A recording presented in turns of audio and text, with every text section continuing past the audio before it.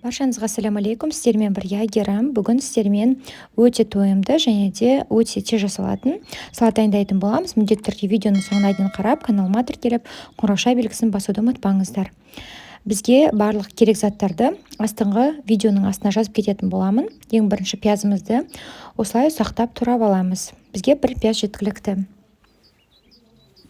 Келесі кезекте біз баклажан, яғни баялдыны тураймыз. Осылайынан алдын ала жуып аласыздар, одан кейін осылайынан турап, осындай төрт-піш қылдырып турап шығатын боламыз. Міне осындай формада болуы керек. Келесі кезекте біз кәді, яғни кабачкиді тураймыз. Осылайынан міне жұқа-жұқа дөңгелек қылып турап аламыз. Одан кейін әр дөңгелектігін осылай ұзынша кесіп, барлығын осылай кубик тәріздес қылып турап шығамыз. Келесі кезекте қызанақты тураймыз. Бізге 2 қызанақ керек болады. Осылайдан ортасынан бөліп, ұсақ-ұсақ кубиктап турап шығамыз.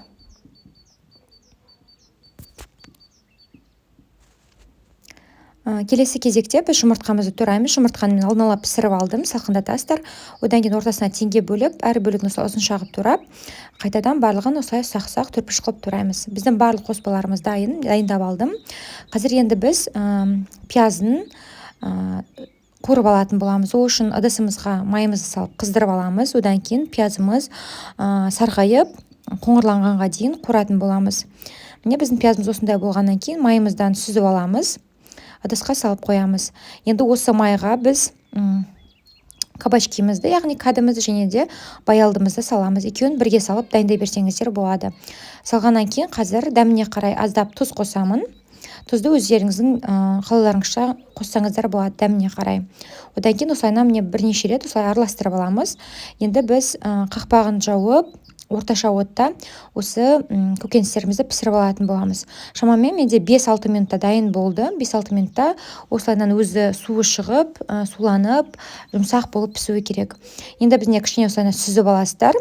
Сүзіп, ыдысымызға барлығын салып шығамыз. Осы салатты міндетті түрде дайындап көріңіздер. Қонақтарыңыз келсе дастарханға ұсынсаңыздар да өте әдемі болып көрініп тұрады. Немесе күнделікті үйдегілеріңізге де жасап берсеңіздер болады. Енді барлық салатты жинаймыз. Қуырылған пияз, қуырылған кәді және де баялдымызды саламыз. Одан кейін келесі кезекте біз алдын ала турап алған қызанағымызды саламыз. Барлық қоспаларды осылай алдын ала дайындап алсаңыздар өте ыңғайлы болады.